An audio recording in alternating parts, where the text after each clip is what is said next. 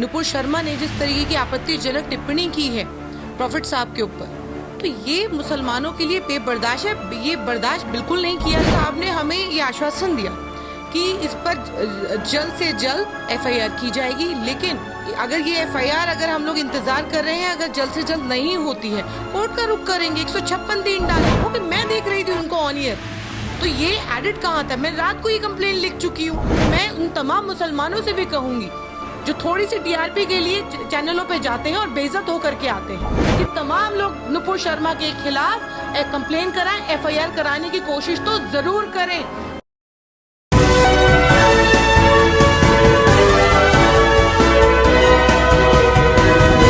आप देख रहे हैं पल पल न्यूज और मैं हूं आपके साथ नदीम अकरम। टीवी डिबेट का एक सिस्टम हो चुका है कि पहले बैठ करके इस्लाम और मुसलमानों को गालियां दी जाती थी, उसके बाद भारतीय जनता पार्टी के जो प्रवक्ता होते थे वो काउंटर करते थे, और असल में एंकर भी उन्हीं की भाषा बोलते हुए अक्सर दिखाई दिए हैं। पर अब टीवी डिबेट का स्तर जो है और नीचे गिरता जा रहा है, क्योंकि अब नेशनल टेलीविज़न पर बैठ करके हम लोग ये चीज़ें देख रहे हैं कि हज़रत मोहम्मद सल्लल्लाहु अलैहि वसल्लम की शान में गुस्ताखी की जा रही है, और कोई और नहीं बल्कि भारतीय जनता पार्टी के प्रवक्ता करते हुए दिखाई देते हैं। कोई एक्शन लिया जाएगा या नहीं लिया जाएगा, ये सबसे बड़ा सवाल खड़ा हो जाता है, क्योंकि टाइम्स नाउ की टीवी डिबेट में भारतीय जनता पार्टी की प्रवक्ता नुपुर शर्मा ने जो आपत्तिजनक शब्दों का इस्तेमाल किया, उसके बाद सोशल मीडिया पर बवाल मचा हुआ है। इसी पर बात करने के लिए हमारे साथ एडवोकेट अरफा खानम भी मौजूद हैं। आपने एक कंप्लेन दर्ज कराई, और आखिरकार ये कंप्लेन ही क्यों दर्ज हुई, एफआईआर में वो तब्दील क्यों नहीं हुई? देखिए, हमारी कोशिश तो थी कि जिस तरीके से भारतीय जनता पार्टी की राष्ट्रीय प्रवक्ता नुपुर शर्मा ने जिस तरीके की आपत्तिजनक टिप्पणी की है प्रॉफिट साहब के ऊपर, तो ये मुसलमानों के लिए बेबर्दाश्त है। ये बर्दाश्त बिल्कुल नहीं किया जाएगा, और हमारी कोशिश थी कि ये एफआईआर हो, लेकिन एसएचओ साहब ने हमें ये आश्वासन दिया कि इस पर जल्द से जल्द एफआईआर की जाएगी, लेकिन अगर ये एफआईआर अगर हम लोग इंतजार कर रहे हैं, अगर जल्द से जल्द नहीं होती है, कोर्ट का रुख करेंगे, 156 दिन डालेंगे। जो प्रक्रिया है वो उस प्रक्रिया के तहत हम लोग कोर्ट जाएंगे। लेकिन ये लगातार जिस तरीके से, क्योंकि आप जानते हैं जिस नेशनल टेलीविजन पर आप जिन लोगों को आप बिठा रहे हैं, प्रवक्ता हैं बीजेपी की, सेंसिबल हैं, तो उनको इस तरीके की भाषा का इस्तेमाल नहीं करना चाहिए था। और कम से कम आपकी आस्था है, मुसलमानों की आस्था नहीं है, तो ये बात कैसे बर्दाश्त होगी? दूसरा, मैं तमाम लोगों से ये अपील करना चाहती हूँ, क्योंकि हम लोगों ने कंप्लेन दर्ज कराई, लेकिन कंप्लेन दर्ज कराना मकसद नहीं है, मकसद है एफआईआर हो, और इसकी हम लोग कोशिश करेंगे और आखिरी दम तक कोशिश करेंगे, क्योंकि ऐसे लोग बख्शे नहीं जाने चाहिए। क्योंकि आपको कम से कम ये सोचना चाहिए कि आप किसी दूसरे धर्म के ऊपर आप टिप्पणी कर रहे हैं, आपत्तिजनक टिप्पणी कर रहे हैं, अभद्र भाषा का इस्तेमाल कर रहे हैं, आपको सोचना चाहिए। तो ऐसे लोगों के लिए जो नफरत, देश का माहौल खराब करने की कोशिश कर रहे हैं, नफरत का माहौल बार बार लगातार जिस तरीके से हम लोग देखते आए, एक समुदाय को टारगेट करके, कभी मीट पर, कभी रंगों पर, कभी तमाम तरीके के जो हथकंडे अपनाए जा रहे हैं, प्रोपेगेंडा चलाए जा रहे हैं एक समुदाय के खिलाफ।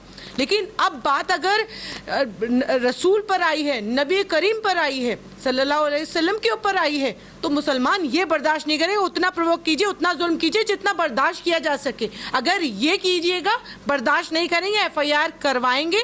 और तमाम लोगों से मैं ये अपील करना चाहती हूँ आपके पल पल न्यूज़ चैनल के माध्यम से, कि जितने भी लोग इस वीडियो को देख रहे हैं, वो जितने भी लोग इस वीडियो को देखने के बाद एक कंप्लेन कराएं, और कंप्लेन ही नहीं, एफआईआर कराने की कोशिश की जाए।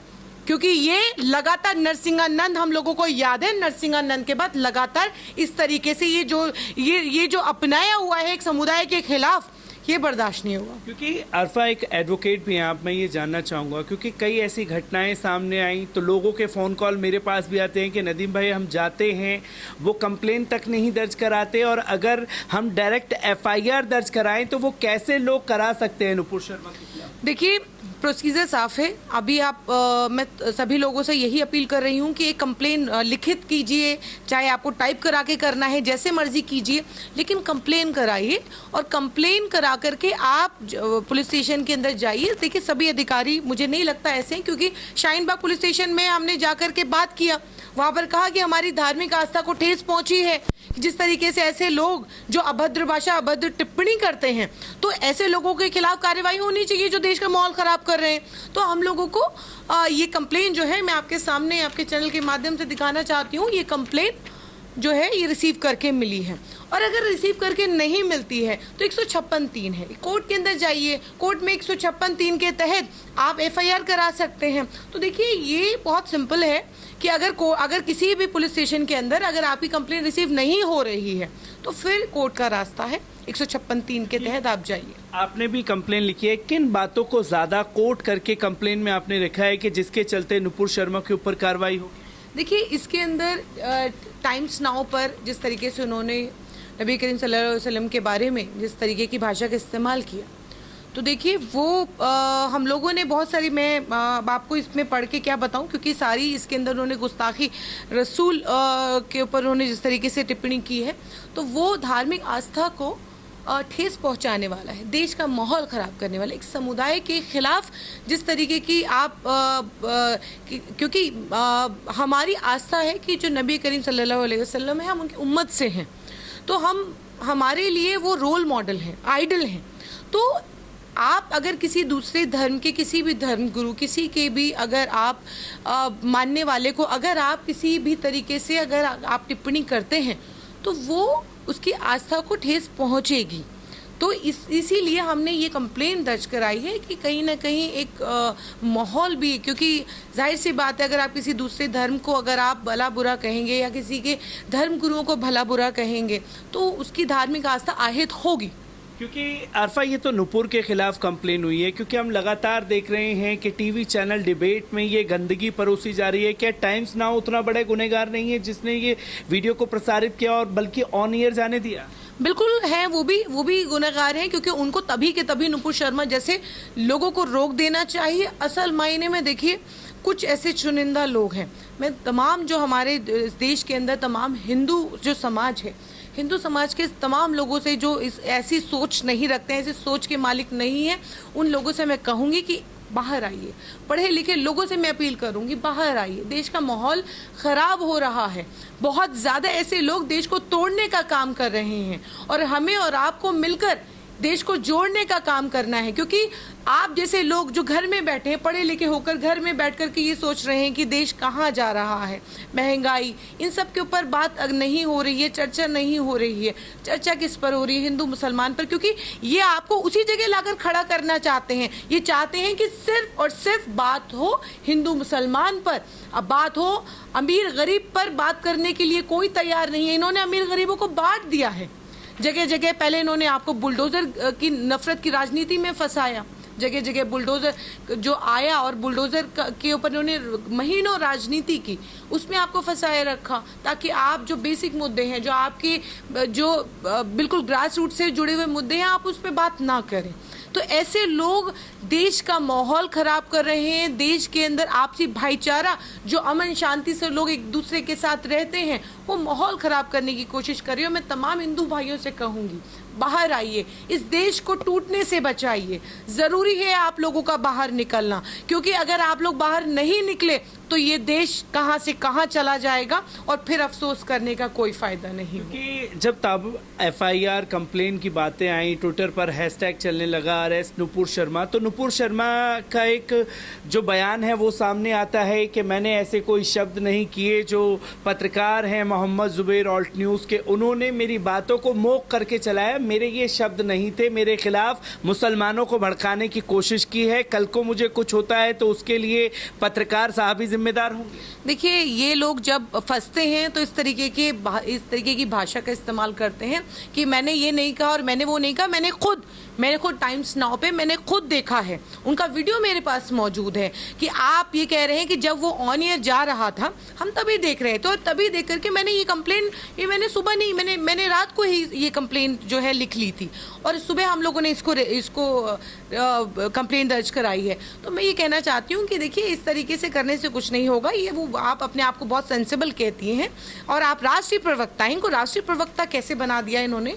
जब ये फंस गए तो इन्होंने कहा एडिट कर दिया गया। तो ये मैं गवाह हूँ कि मैं देख रही थी उनको ऑन ईयर, तो ये एडिट कहाँ था? मैं रात को ये कंप्लेंट लिख चुकी हूँ। तो ये इस तरीके के लोग जब इनको लगता है कि ये फंस गए, मुनि जो आपको याद होगा कि जिस तरीके से मध्य प्रदेश में एक मुनि ने और मुस्लिम औरतों के बारे में जिस तरीके से वो अभद्र भाषा का प्रयोग कर रहे थे, उसके बाद वो आकर के माफ़ी मांगते हैं। तो ये जब फंसते हैं तो या तो माफ़ी मांगते हैं, कहते हैं मैंने नहीं कहा, ये तो एडिट है। तो ये इस तरीके से अब ये देश का माहौल ख़राब करने वाले लोग हैं और तमाम लोगों से मैं कहूँगी इन लोगों को डिबेट पे जो नेशनल टेलीविज़न जो जितने भी चैनल्स हैं इनको कम से कम ऐसे लोगों को मत बुलाइए। और मैं उन तमाम मुसलमानों से भी कहूँगी जो थोड़ी सी टीआरपी के लिए चैनलों पे जाते हैं और बेइज्जत होकर के आते हैं, मैं उनसे भी कहूँगी। और एक बात और कहूँगी तमाम मुसलमानों से, ये कंप्लेन दर्ज कराना ज़रूरी है, लेकिन आप लोगों को संयम बरतना है, सब्र से काम लेना है। आप लोगों को इस बात का ख्याल रखना है कि नुपुर शर्मा ने जो गलत किया है, गुस्ताखे रसूल हैं वो, जिस तरीके से उन्होंने टिप्पणी की है। लेकिन हम लोगों को ये ध्यान रखना है कि हमें कानूनी लड़ाई जो है कानूनी तरीके से लड़नी है। उनको गाली गलौज करके अपने ऊपर 10 मुकदमे नहीं करवाने हैं। मुकदमा उस पर 10 होना चाहिए, वो आप पर नहीं होना चाहिए। तो इसलिए आप लोग सब्र से काम लीजिए और ऐसे लोगों के ऊपर जितने लोग इस वीडियो को देख रहे हैं, मैं तमाम लोगों से कहूंगी कि तमाम लोग नुपुर शर्मा के खिलाफ कंप्लेन कराएं, एफआईआर कराने की कोशिश तो ज़रूर करें। और जो भी जिस भी तरीके से जो भी भाई कराना एफआईआर करवा सकते हैं वो ज़रूर कराएं, लेकिन करवाएं। सिर्फ शब्दों से काम नहीं चलेगा कि शब्दों से आपने कह दिया और शब्दों से कोई भी कार्यवाही होती है। कार्यवाही आप थाने तक जाकर के कंप्लेन लिख करके होती है। तो कंप्लेन लिखिए, एफआईआर कराइए ऐसे लोगों के खिलाफ। एक आखिरी सवाल लेना चाहूँगा, अगर एफआईआर भी नहीं दर्ज होती है नुपुर शर्मा पर और कोर्ट के ज़रिए भी कोई हल नहीं निकलता है, तो उसके बाद क्या कदम रहेगा? देखिए ऐसा नहीं है, मुझे अपने कानून पर पूरा भरोसा है। और देखिए एफआईआर नहीं होती है, एफआईआर अगर नहीं की जाती, और हम अपने केस में भी यही बात कह रहे हैं कि अगर एसएचओ साहब ने हमें ये कहा है कि एफआईआर होगी और अगर वो नहीं होती है तो कोर्ट जाएंगे, 156(3) लगाएंगे, इस लड़ाई को आगे लड़ेंगे। कानून पर अभी हमें भरोसा है और इस लड़ाई को हम कानूनी तरीके से लड़ेंगे। और कानून अगर हमें लगेगा कि अब अदालतों ने सुनना बंद कर दिया है, पूरी तरह अदालतें अब हमें नहीं सुनना चाहती हैं, पर देखेंगे आगे का रास्ता। एडवोकेट अरफा खानम हमारे साथ मौजूद थी, जिन्होंने साफ तौर पर नुपुर शर्मा ने जो गुस्ताखे रसूल किया उसके खिलाफ बिगुल फूंक दिया है।